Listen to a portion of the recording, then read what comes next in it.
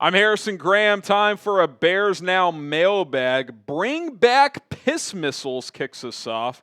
The real ones know. Should we play Caleb in the starters in the preseason? I firmly believe Caleb should play at least a little bit. Now, you could talk me into how much. I would say give me at least 6 drives. 3 games, that's on average 2 drives a game. Divvy those up how you want.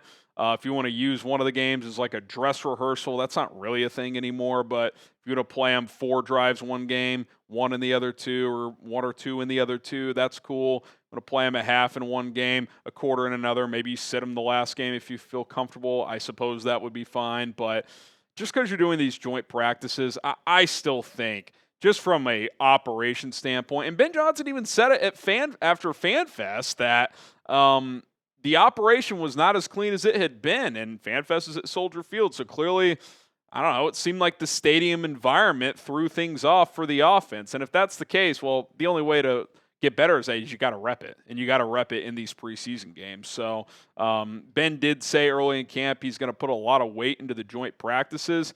I still think, at least this first week and probably the second week, I'd be playing Caleb in the starters at least a series. Just from an operational standpoint, get the play in, see how Ben calls the game, get in and out of the huddle, audible to a second play once or twice. Just do these things that you're going to be doing during the season just to say you've done them, even if the plays are just super just vanilla, like screens, tosses, handoffs, slants. You don't have to reinvent the wheel here with what you're doing from a play calling standpoint, but from an operations standpoint, I'd like to see them play. I'm guessing they'll play a little bit, probably not a lot, would be my guess. Should Caleb play in the preseason? What do you guys think? Type Y for yes or type N for no.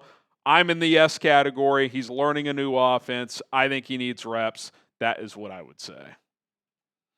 All right, plenty more questions here. NFL Productions, do you think the Cowboys will trade Micah within the NFC North just because of how good the division is?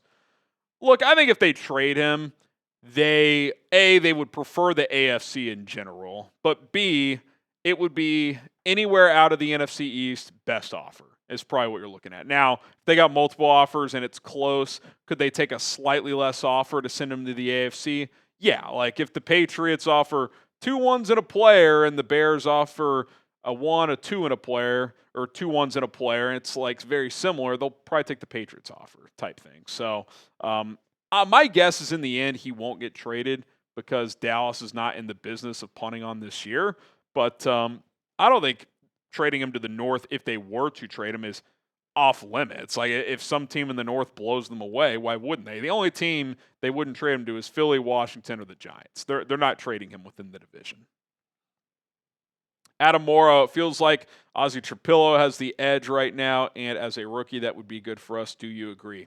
Yeah, I do. If he legitimately fair and square wins the job, that's the best case scenario. Why? Because he is a rookie, and you have this rookie contract runway for a left tackle. If he wins the job and is even just the same as Braxton Jones, or ideally a little bit better, even if he's not great, well, then you have a 4-year runway with your left tackle before you have to pay him. So that's a huge bonus because that's a premium position. So, yeah, I think the Bears have wanted him to win the job. They just drafted him in the second round.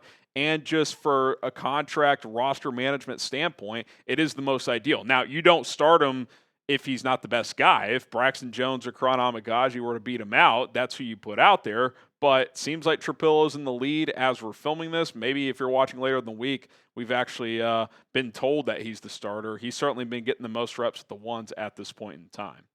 Don't forget to subscribe to the channel. We do these mailbags every live show, so that's Monday and Thursday. Then obviously game day, we interact with the chat as well. Turn on those notifications so you never miss out when we go live. We, of course, publish daily content beyond our live shows also.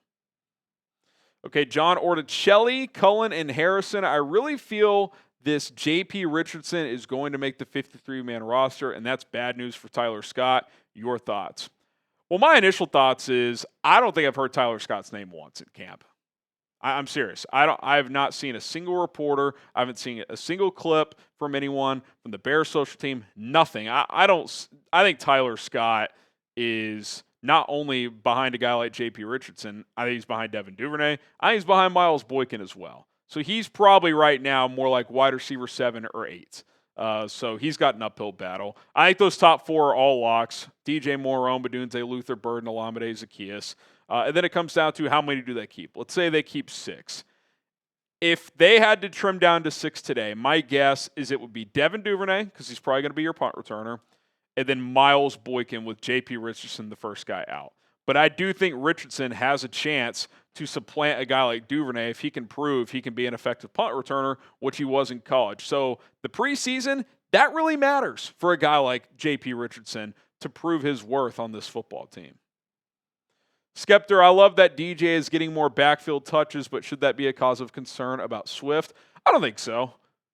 When you put DJ in the backfield, it's to keep defenses on their toes. The good news is he has the skill set where he can just simply hand him the ball. Like we saw that at FanFest. They were in the shotgun, 10-yard line. Caleb just gave him a straight handoff, right guard, 10 yards for a touchdown because he runs like a running back. He's physical. He can bounce off tackles. But you can also run routes with him out of the backfield. You can, put him in motion. You can play fake with him. Like it just gives you different options. Obviously, Swift can run routes out of the backfield too, but when DJ's back there, that's going to catch a defense's attention. Like, oh, is he going to run an angle route on us? Do we need to shift over a different player? Or from an offensive standpoint, do you catch the defense sleeping and get him on a linebacker and quick snap it? So, I just think it gives you multiple options from an offensive standpoint because he is good enough to simply just hand the ball off to him. Name a player you're watching closely in the preseason. Look, we're all watching Caleb and the big names, but maybe there's someone you're rooting for to make the team, an undrafted free agent like a JP Richardson or something like that. Who's someone you're keeping a close eye on? The man, the myth, the legend, here he comes, Michael Horowitz, once again with the $50 super chat. He said, Micah will not get traded during training camp if things don't go well and they have change and he actually sits out. I don't know what that word is. He could get traded before the deadline. He's basically saying a preseason trade is not going to happen, but if he's still sitting out early in the year and it's ugly in Dallas, maybe they would trade him early in the year. I could see that happening. That's happened before with players, but my gut is, and what does history tell us, even if this one does feel a little bit different, eventually Jerry caves. That is probably what's going to happen. They will make him the highest paid edge rusher in the NFL because they did that with Dak. They basically did it with CD. I think he was second highest. They did it with Dak twice, actually. So my guess is sometime between August 25th and September 5th, Micah signs a massive extension with Dallas. But this one feels a little personal. Like both sides are throwing jabs. Jerry started this for kind of no reason because Micah reported to camp in good faith and all this stuff. But listen, he'd be fun to have on the Bears, but I don't think it's very likely. Although a little birdie did tell me that that Poles did at least check in to make a call, but I don't think it was anything more than that. Benjamin, what are you most interested in the preseason opener? Well, without knowing who's playing, I'm curious to see the rookies. If assuming Colston, Loveland, and Luther Burden play, I would think they're going to play no matter what. How do they look? Do they make a lot of plays? How much do they play? Kyle Monungai, I'd like to see him get extended run as well. Ruben Hippolyte on defense. So, I'm keeping an eye on the rooks and the young guys. Obviously, if Caleb and the starters play, how do they operate? Just get in and out of the huddle, operate the offense. Is it smooth? Are there pre-snap penalties? Because that was an issue at FanFest. If he plays, that's my number one goal is no penalties. Just get in and out. I guess number 2 goal. Number 1 goal is no injuries. But you guys know what I'm saying. So, I'm just keeping an eye on young players. Then also just roster battle guys. Who stands out? Does a guy like Nashawn Wright look the part? He's had a good camp. So, there's still plenty to watch out for. And we'll be live for all of it this Sunday, 10:45 a.m. Central Time. If you see this thumbnail, you're in the right place on YouTube. That is where myself and producer Cullen will be reacting live to every single play. Games at noon Central will be live at 10:45, breaking it all down.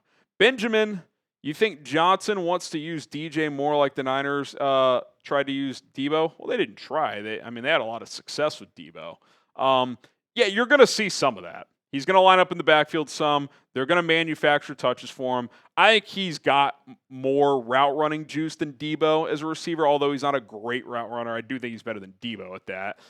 So, yeah, it'll be a Deebo type of role plus a little more, ideally. That would be the hope and the goal there. But this is just a guy you got to get the ball. I mean, you should be trying to get him the ball 8 to 10 times a game, at least. I'm a happy Bears fan. Hashtag Bears. Can the Bears trade for Aaron Jones or Chubba Hubbard? Well, Chubba just got extended in Carolina, and the Vikings are not going to trade Aaron Jones within the division. They also just re-signed him as well. So I like your thinking in terms of adding another running back to the room, but those are two that I would not anticipate becoming available. All right, guys, appreciate all your questions. If you have any more, find me on social media at HGramNFL, both on Twitter and on Instagram. Can always chop it up over there at HGramNFL on social media. So DMs are open. Shout me up.